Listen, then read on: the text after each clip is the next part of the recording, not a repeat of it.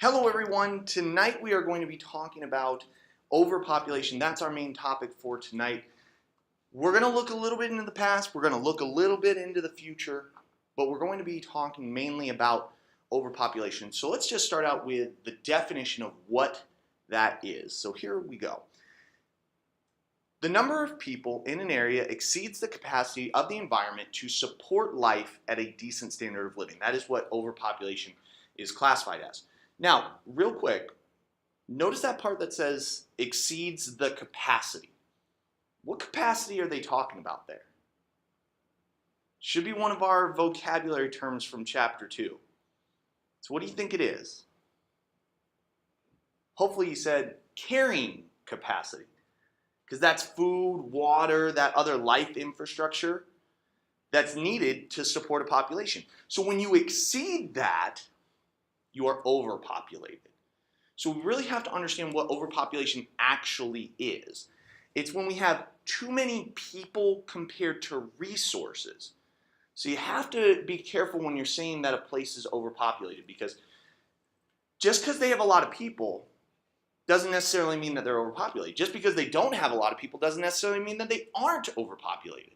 For example, if the carrying capacity of a particular place is 2 billion people, and they have 1.5 billion people, they're definitely not overpopulated.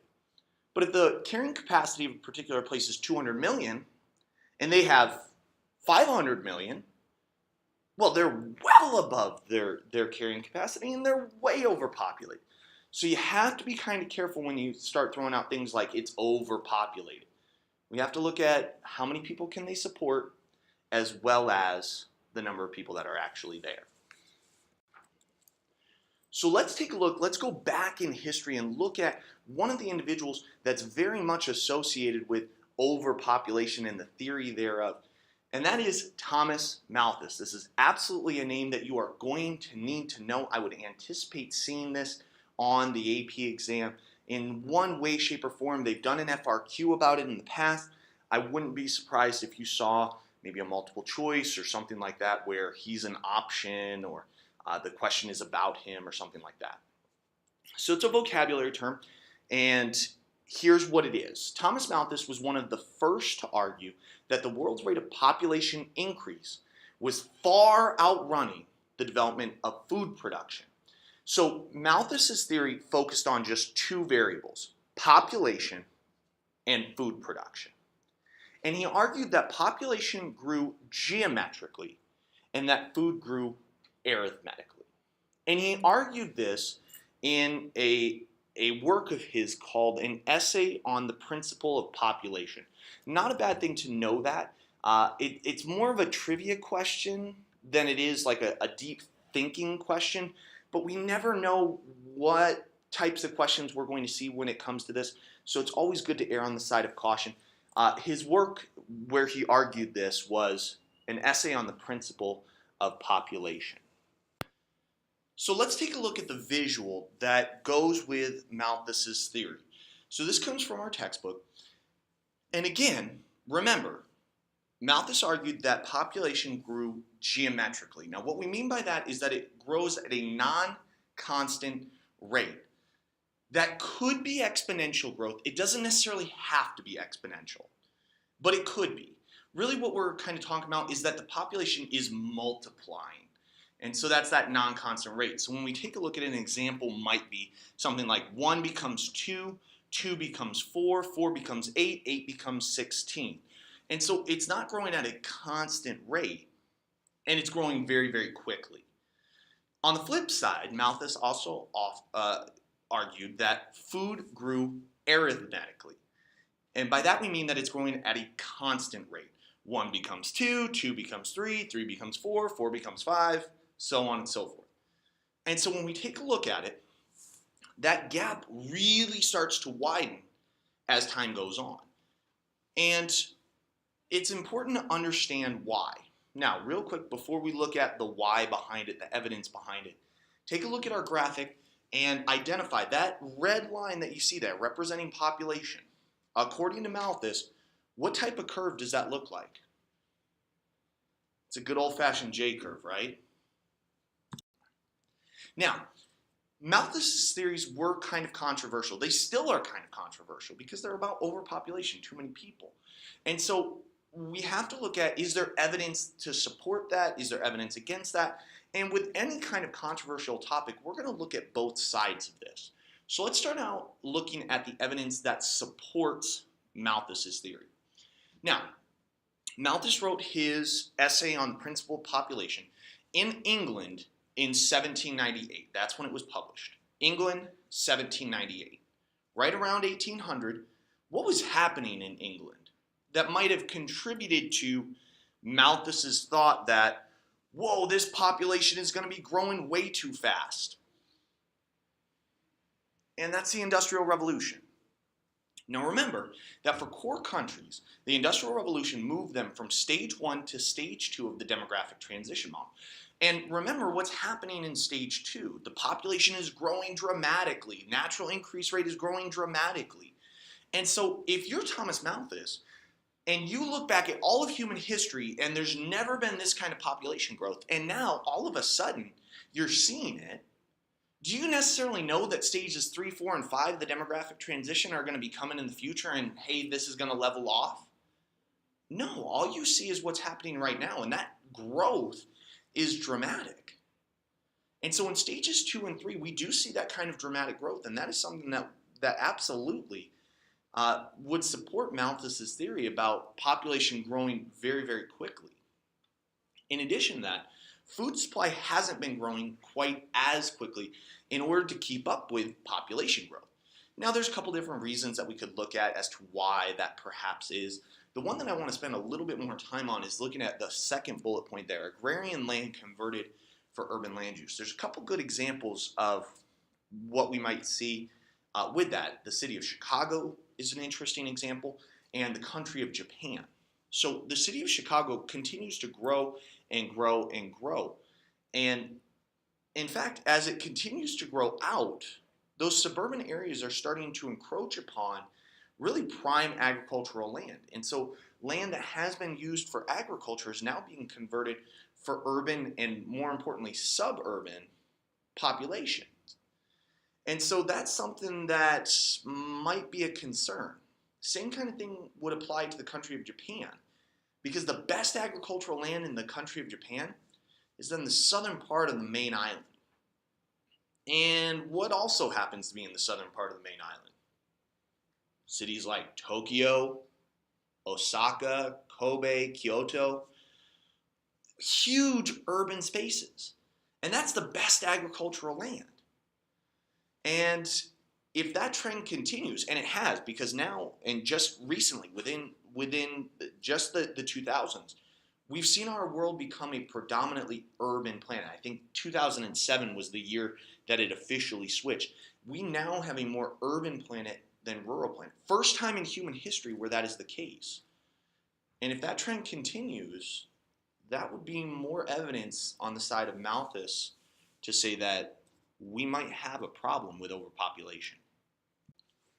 Now, there's a couple different historical events that we definitely want to make mention of in order to understand what has been happening. Now, obviously, we mentioned when Malthus was talking about this, the Industrial Revolution was taking place, and we saw things like improved sanitation, medical care, so the crude death rate drops dramatically. That's what moved countries, especially core countries, from stage 1 to stage 2.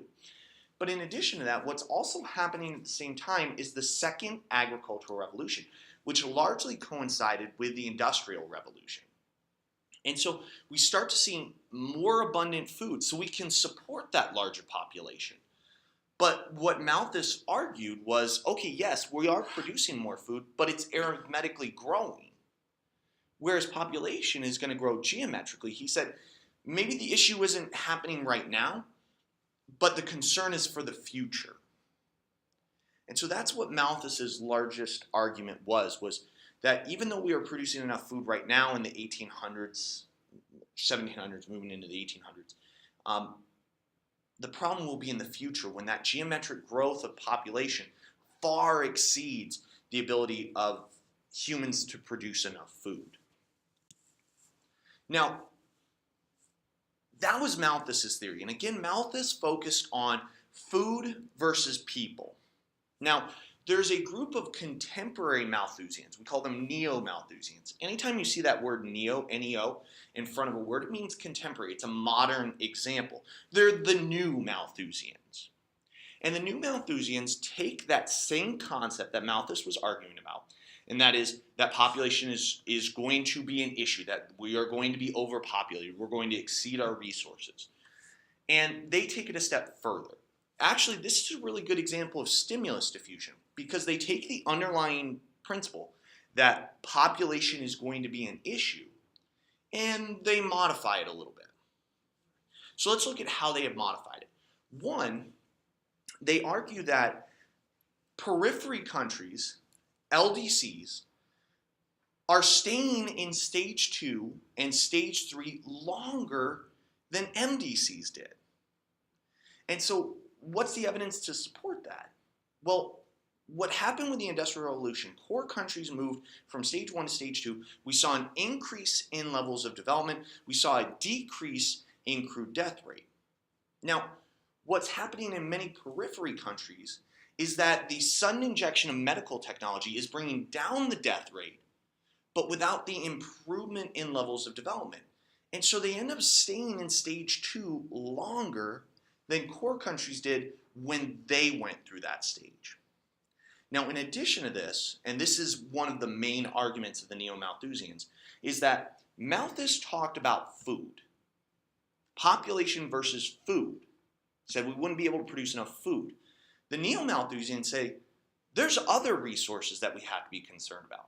It's not just food.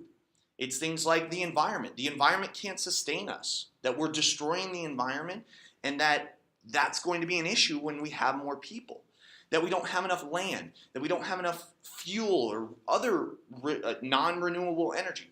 Water is a huge one. Make sure that you add water.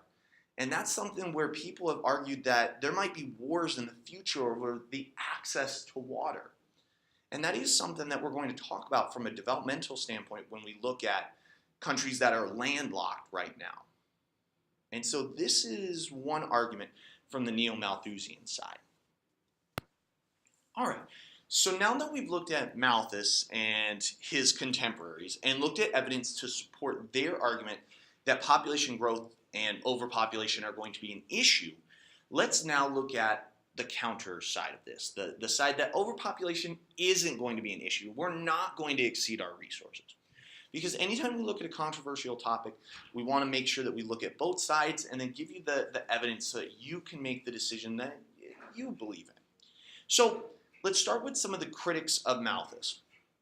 First off, one of the big criticisms is that growth hasn't been geometric. Now, to be clear with that, what we really mean is that the growth hasn't been exponential. It hasn't been growing exponentially. It hasn't been a constant rate of growth. And really we can look at, again, the demographic transition model to explain why that is. And there's some other reasons that are there, antinatalist policies, when contraception is more available, that brings down growth.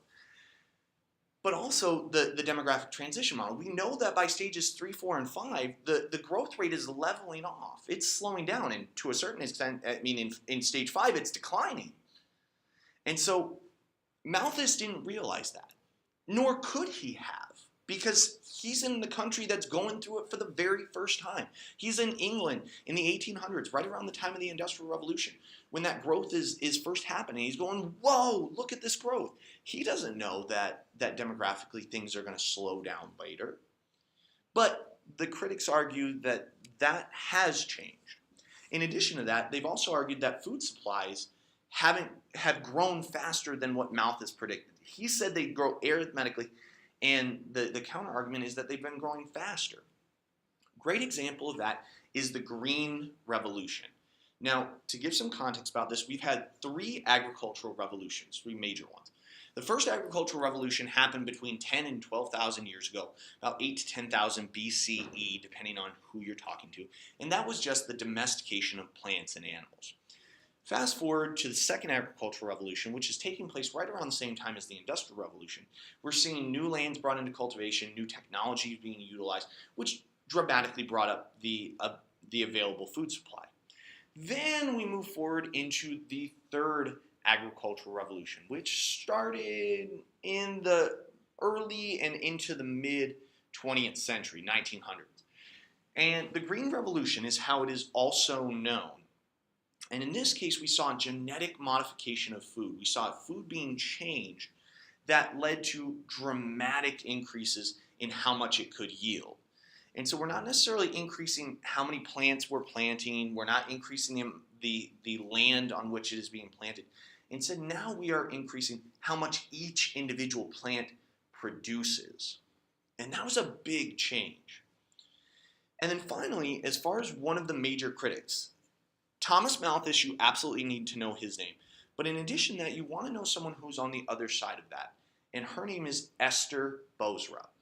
Esther Boserup was a Danish economist who focused on things like agriculture. And she actually wrote a book entitled The Conditions of Agricultural Growth.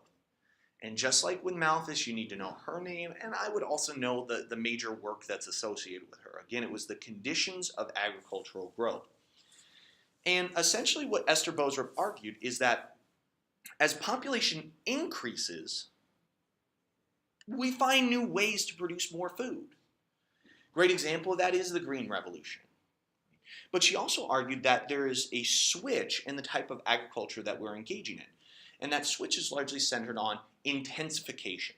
They switch from extensive agriculture to intensive agriculture, that we start to produce more per each unit of arable land.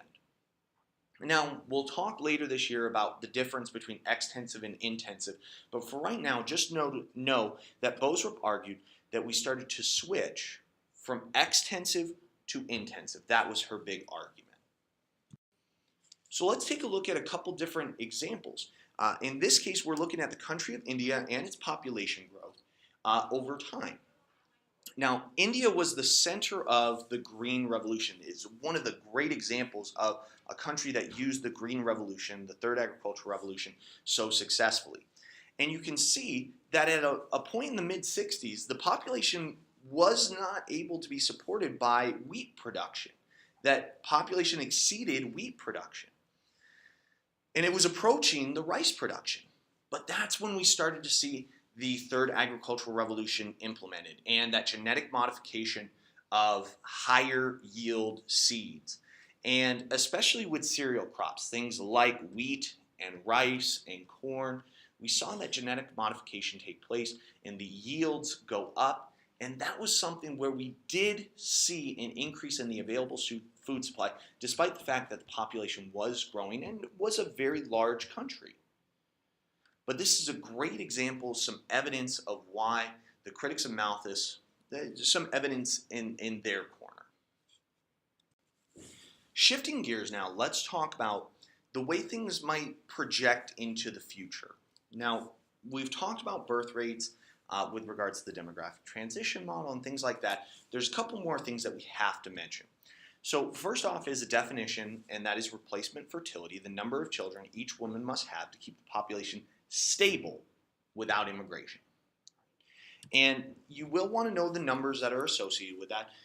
In core countries, and I would say to a certain extent semi-periphery countries as well, that number is about 2.1 births per woman. So a total fertility rate of 2.1 is going to keep that population stable. Now, again, you can't have 0.1 of a child. That's the average.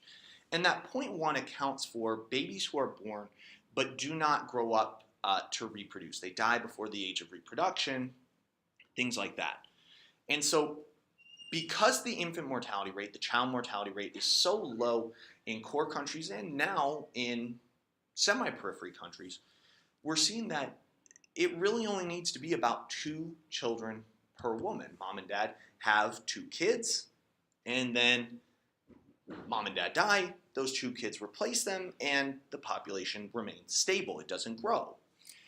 But in LDCs, I would especially say the periphery, we are going to see that there are more births because the infant mortality rate is higher, the child mortality rate is higher. And so in some periphery countries, the replacement fertility rate could be as high as 3.3 children per woman, again accounting for things like infant mortality rate and child mortality rate that lead to fewer babies reaching the age of reproduction. Now, there are some other factors that influence birth rates as well. Governmental policies like pronatalism and antinatalism affect what the birth rate can be. So let's start with pronatalism. Pronatalism are policies that provide incentives for women to have children. So this is trying to increase the birth rate, typically in countries where the population is declining. So what stage of the demographic transition model are we talking about there? And so this is a real-world example. If we were to ever write an FRQ, for example, on pronatalism versus antinatalism, it might be a good idea to be able to draw from some examples. And in France, they're trying to encourage 3-child families. And again, remember, replacement is 2.1. So if it's above replacement, that's a country that is growing. And so this is a country where they're trying to increase the population growth. And so there are some different examples of pronatalist policies that France has instituted. One is actually a cash incentive, money given to families for the mother to stay home up to 1 year after birth. So that money in the pocket, as well as things like reduction in train fares, tax incentives, maybe a tax credit for larger families, things like that. Government subsidized daycare, the government helping to pay for daycare, that's what we mean. When we say it's subsidized, the government's helping to pay for it in this case. Or they also provide leave for the parents, up to 3 years for mom or dad. So that is maternity leave or paternity leave. And those are all great examples of pronatalist policies. So what I want you guys to do is try and come up with an example. Come up with another example of a policy that might be pronatalist. Take a moment and try and come up with some. And then the flip side of this is antinatalist policies, policies that try and encourage couples to limit the number of children that they have. Probably the most well-known example of this is China's one-child policy. That is something that has been relaxed in recent years. One good example of that is the fact that if mom is the product of a one-child family and dad is a product of a one-child family, so you have single children on both sides, if they get married, they can have 2 kids. So that's one way that it has been relaxed in recent years. Another example is Singapore. Singapore was so successful with their antinatalist policies that they actually had to introduce pronatalist policies, that they encouraged families to limit the number of kids that they had. And it was so successful that in 1984, they had to switch gears. They had to switch to the other side and try and encourage more babies. Right? Now, part of that is a dramatic increase in the level of development. Singapore moved very quickly through what we would call the demographic transition. So there's a lot of elements that factor into that. But really kind of an interesting case study of having to use antinatalist policies first and then have that be so successful in a relatively short amount of time that they had to switch to pronatalist policies. So here are some contemporary examples, some articles that might be used. In this case, this article is called Paid Maternity Leave Push Underway at U.S. Labor Department. And you can see the questions down there listing potential pros and cons of something like paid maternity leave here in the United States. But regardless, maternity leave or paternity leave would be good examples of pronatalism. If mom or dad knew that not only were they able to take time off, but if it were paid, that might tip the scales in favor of perhaps having a child or having another child. And so, again, we're not talking about right or wrong if it should or should not happen. We're just talking about, is this something that could encourage couples to have more kids? If they knew that they could stay home, be paid with their child, yeah, that could definitely increase the birth rate. Same kind of thing in Europe. Now, both the United States and Europe are countries that are more developed. In this case, this one is called Education in Europe Turns to Urging More Births. Definitely a little bit more controversial because this is an example where education programs, sex education in Europe is trying to encourage more births. Definitely more of a controversial topic, and that's something where there's going to be more debate about whether or not this should be happening or shouldn't be happening and things like that. But once again, what Europe is looking at is that the population is declining, and depending on where you fall in this, you might agree with this or disagree with this, but this is something that might increase the birth rate in Europe. All right, last major topic for today is looking at global declining fertility rates. Obviously, we talked about policies that could help influence that, but we want to kind of look at what has been happening. Huge event that you absolutely want to know with regards to the declining global fertility rate is the Cairo Conference.